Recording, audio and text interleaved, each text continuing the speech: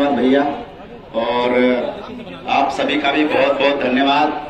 और सबसे पहले तो ये जो इतना शानदार कार्यक्रम, हमारी बहन जिनको मीडिया में बोल रहे दबंग है, लेकिन मैं नहीं मानता उनको दबंग है, वो डाकू थे और उन डाकुओं के खिलाफ लड़ते हुए हमारी बहन शहीद हुई। उनके लिए एकजुट होने का जो कार्यक्रम इतना शानदार आयोजन किया न्याय दिलाने के लिए, उसके लिए मंच का मैं बहुत बहुत धन्यवाद और आभार व्यक्त करता हूँ। साथियों, आज जिस प्रकार से हमारी एक बहन, हम नारे लगाते हैं जल जंगल जमीन कुड़िन छे हमरू छे हमरू छे, लेकिन एक बहन हमारी अपनी जमीन की रक्षा करते हुए शहीद हो गई। और ये कोई घटना एक पहली कोई घटना नहीं थी। इसी विधानसभा में, इसी गुना के क्षेत्र में यहाँ हर 8 दिन में 15 दिन में घटनाएं होती है।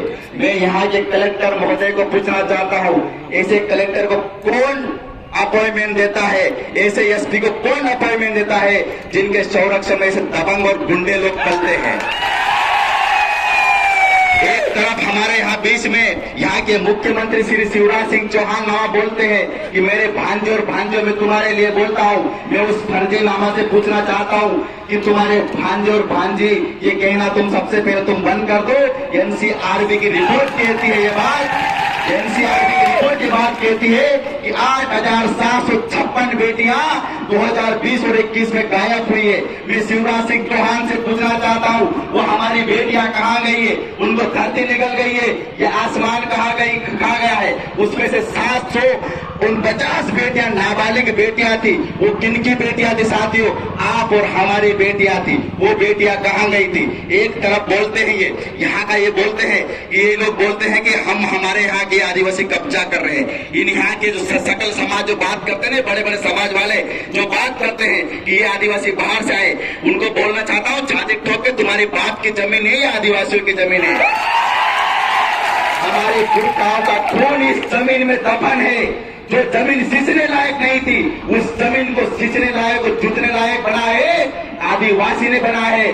तुम्हारे बाप में ताकत नहीं थी कि संसार को पाल ले, उस आदिवासी ने जंगल में रहकर शेर से लड़ाई कर भेड़ियों को खाकर उस आदिवासी ने तुम्हारे संसार को जिंदा रखा। तुमने देखा कोरोना महामारी में पूरी दुनिया हाहाकार हो गई, एक फर्क नहीं पड़ा तो सिर्फ आदिवासियों के ऊपर। साथियों, ये गुना, ये कितने लोग हैं? हाथ ऊंचा करें, अभी बताए मेरे को कितने गुना के लोग हैं। साथियों, एक कहानी के माध्यम से आपको बताना चाहता हूँ। एक भेड़िया होता है, अपने बकरियों को चराने के जंगल में लेके जाता है, और जंगल में लेके जाता है अपने बमोरी जैसा क्षेत्र है, वहां पे जंगल में शेर के बच्चे भी रहते हैं। एक शेर का बच्चा उनकी बकरियों के साथ में आ जाता है। वो शेर का बच्चा धीरे धीरे समय के साथ में बड़ा होता है, बकरियों के साथ में रहता है और बकरियों जैसा सेम टू सेम हो जाता है। एक दिन ऐसा आता है कि उसकी बिरादरी का दूसरा शेर देखता है, उसका होता है दिमाग खराब, ये क्या गांडू आदमी पैदा कर दिया हमने। ये शेरों के बीच में रहने वाला आदमी बकरियों के बीच में रह रहा है, घास फूस खा रहा है, चुपचाप बैठा है, अपने समाज के लोगों पे अन्याय हो रहा है, चुपचाप बैठा है।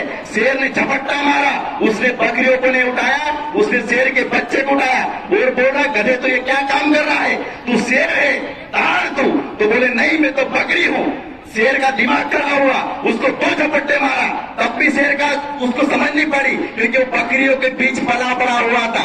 इसके बाद तालाब के किनारे लेके गया, तालाब के किनारे लेके गया, वहां पे दिखाया कि देख तेरी और शकल, तेरी और मेरी शकल एक है, मतलब तेरा पैरवास और मेरा पैरवास एक है, तेरा जो सिस्टम है वो मेरा सिस्टम सेम है।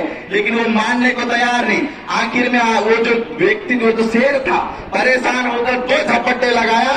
उसके बाद उस शेर को समझ में आया, उसने दहाड़ बोला, उसने दहाड़ा। उसके बाद उसको समझ में आया कि हाँ यार, मैं तो शेर हूँ। सेम तो सेम तुम्हारी कंडीशन ये हो गई है।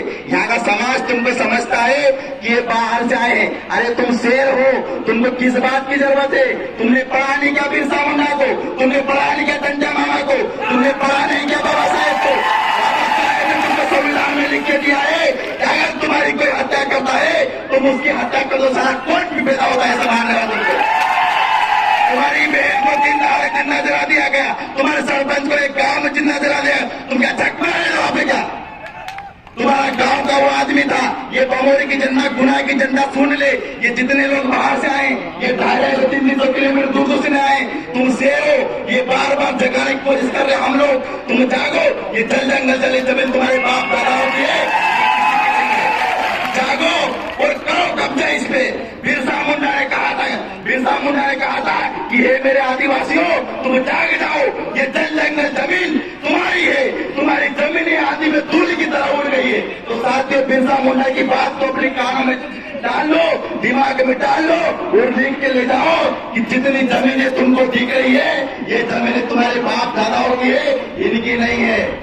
इसके बाद शिवराज सिंह चौहान मामा, नरेंद्र मोदी जी बोल ले, उनको बोलना तुम 5 साल के हो, तुमको 2.5 लाख से 3 लाख हम तनख्वाह देते हैं, तुम्हारी औकात नहीं है, 5 साल बाद फिर बदल देंगे तुमको।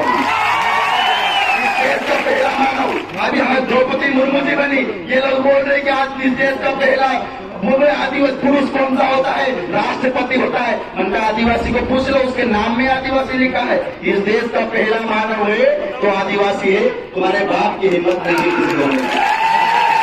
तो साथियों, आपको जागना पड़ेगा, कोई बार बार प्रतिज्ञा लेके जाना साथियों, कोई आने वाला नहीं है, तुमको खुद को जागना पड़ेगा। हमने बताया बिरसा मुंडा के पढ़ लो, बिरसा मुंडा ने स्पष्ट कहा है। मैं लास्ट में 2 लाइन नवाज देवबंदी की बात करके अपनी बात को यहीं पर विराम दूंगा कि जलते मकान को देखकर खुश होने वालों, आगे मुकद्दर आपका है, पीछे तेज हवा का झोंका है, उसका छप्पर आपका है, उसके कदर पर मैं भी झुकता, मेरा नंबर आप आया, मेरे कदर पर आप भी चुप हो, अगला नंबर पक्का आपका है।